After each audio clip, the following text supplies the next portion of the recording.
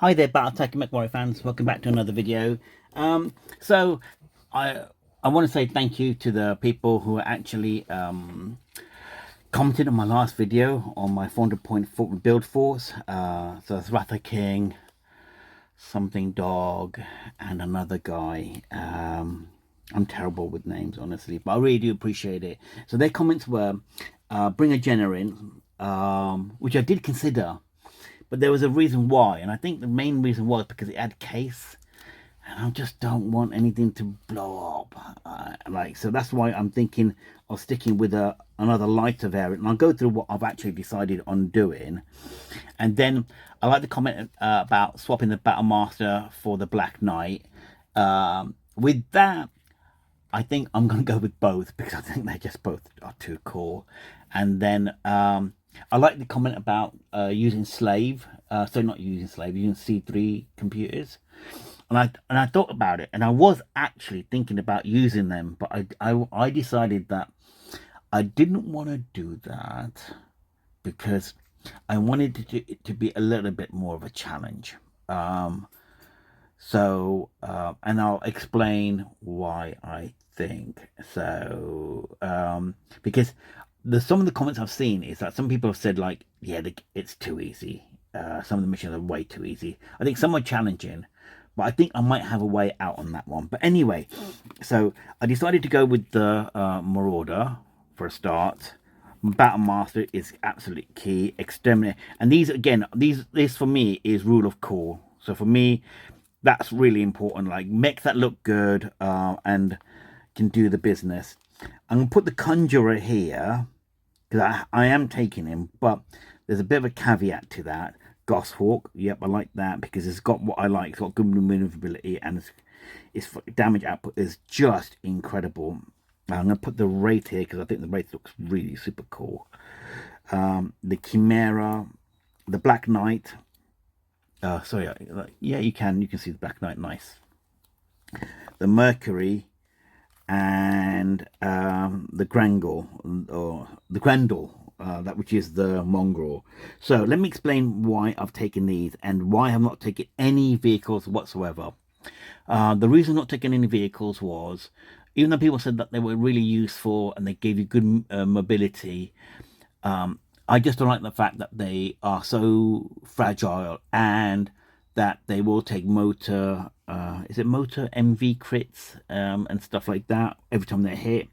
It's just too much of a liability. So I didn't want that. I wanted a bit more consistency. So I've got 10 mechs, which I thought if I had 10, it gives me a lot more flexibility and allows me to sort of, just do what I need to do for those particular missions. And also, I've got enough of a pool that like if some of them gets injured or anything like that, I've got some suitable replacements. Now, I'll sort them out into their TMMs and stuff. So TMM 1, there should be these three guys here at the top. And then TMM 2s, I've got these guys here. And these are my TMM 3s, and that's my TMM 4. So I've got a nice spread of different TMMs. I would have preferred one more with 4. But I think what I'm going to do is try and save up and get the Rorokurubi, the kind of combined blade melee thing. So I think I'll save up and get that eventually. I wanted the Grendel Mongrel because it's got heat capabilities. So you can apply heat on mechs. And I know that's really key and clutch. So this guy is going to be really important because I want to bring him in every single mission if I can, because whilst his damage output isn't good, his damage mitigation should be absolutely brilliant to neutralize some of the bigger critters out there, the bigger mechs that can like unleash the damage on me. These three I've decided that are my sort of like bricks that can absorb the damage and to a degree, put out some damage too. And then one of the comments I had also was to make sure I've got mech with recon, and he's got recon, which is brilliant. And I think that's the only one that's got recon at the moment, sadly. So I'm hoping, and he's got is it PRB is the probe. Anyway, that's kind of handy. So, and then the other thing was I wanted as many mechs with energy weapons only, and I think I've only got like 1, 2, 3, 4. 4 with case. So only 40% of my force is case based. So I should be able to save. Now these 4, however, are pretty clutch. Sorry, these 4. That's going to be clutch. This one here, he's my massive, like, low sort of point cost, massive damage output, and I can jump. So he's really important. So's my Goshawk. Can't jump, but again, massive damage output. This guy, I'm not too fussed if he comes on missions with me or not. The fact that he's got jump is absolutely wonderful. So this guy, I really don't envision using as much. So I'm going to put him here. And now the reason why is that I need to work out 6 mechs that are going to have pilots, and I'm going to go for the 6. So that's going to definitely Marauder, definitely Batmaster. I could probably get away with not using the Black Knight, but I'm a sucker for Black Knights. Goshawk definitely, Conjurer definitely, and then one more. And out of these, I keep coming back to the same one. Whilst I want this guy, because I can then like get, you know, if he gets a 7, I can like turn that into an 8 to get a hit or something if I need it, and be good because I can apply the heat. I think it's a waste because you want somebody who's got a lot of dice to roll. I think, and my remaining 5 don't have that many dice that they can roll. So I'm really tempted on the Chimera, and again the reason is that it's got good mobility, good jump capabilities. He's a Team M3, which is wonderful. His damage output is okay. And you tell myself, well, why don't you take the Wraith instead as to be your 6th pilot? Well, he's got melee and he's got 3% from my armor. So if he heats up, he'll get 1 extra damage from that, and he's got melee that gets extra damage from that. So his close combat is going to be 4, and if he gets behind somebody, that's 5 damage he'll be doing instead of the 3. And then you can give him the assassin that takes it up to 6 damage on getting people in the back. So I am going to take the Chimera, I think. And actually, for a while, the Chimera wasn't going to be in my top 6. And I think that is the gist of it. That's going to be for force. Now, I've used Mekbay.com, and they've got a wonderful app. If you haven't seen it, go ahead, go to the website, download it onto your mobile phone, and you can put up your forces. You can save your force. You can play around with it and whatever. I'll put a link down in the video below so you can see what my force exactly is. But this is what I've actually decided to go on now. I wanted to discuss something else with you guys, and again, just give me, you know, some ideas as to what ones, and I should actually try and go for. These are the special cards that you can assign edge abilities, and your mech warriors can get them. And I want to discuss this one here, assassin. Before rolling to attack a target in this rear arc, spend 1 edge to increase your damage rating by 1, in addition to the bonus 1 damage for attacking the target in the rear. So this pushes your damage up by 1, and I was like, that's not really that great. Whereas here I can get this one, which is after rolling for a physical or melee attack, spend 1 edge to re-roll. That's, I think, massively advantageous, because this only gets you 1 dice extra. This gets you to re-roll everything. Is this an underpowered ability then, do you think? I mean, it pushes your damage up, but surely this will push your damage up if you didn't roll very well. Don't know. Help me out, guys. I think melee specialist is brilliant, and I'll probably put that on the Chimera, I think, if I was going to go with anything. Marksman, after rolling for an attack, spend 1 edge to cause 1 attack roll of 11 that hits to also inflict a critical. That is gorgeous. And for me, I think Marksman, I want to have either somebody that's got good long range, my Battle Master, and he's always going to have good output for damage wise, But then my Goshawk is also good. And there's no reason why I can't have two of them have marksman. So it's going to be either one of these two is going to have marksman, I think. This one I'm not sure about, so that can go to the side. And then patient attack. After rolling for attack, if you use stance and move this turn, spend one edge to reroll all of your dice. This is quite good, and I might use it on my Marauder. So yeah, that's me saying Marauder, by the way. I think Marauder is going to be good because he's only going to lose a TMM of. He's only got TMM 1 to lose. You don't really want to stand still on things that got higher TMMs because they're more vulnerable.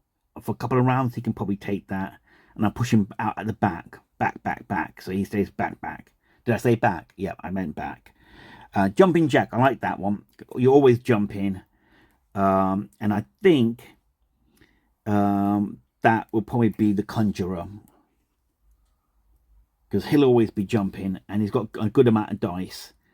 So that's a good one because it reduces your target numbers. Obviously, if you skill up, you reduce your target numbers. So again, is it worth it? And you have to spend your edge point to use that edge ability. Yeah, I'm not so sure.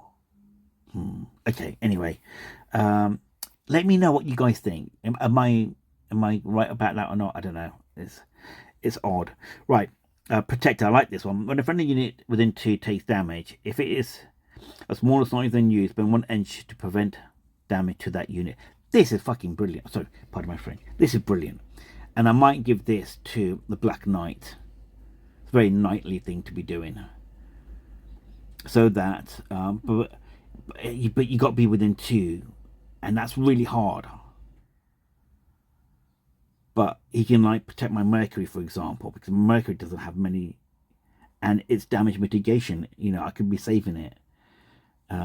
And it's a smaller size, so he's heavy. So anything that's going to be medium, size 2 or 1, and there's a couple of them, 1, 2.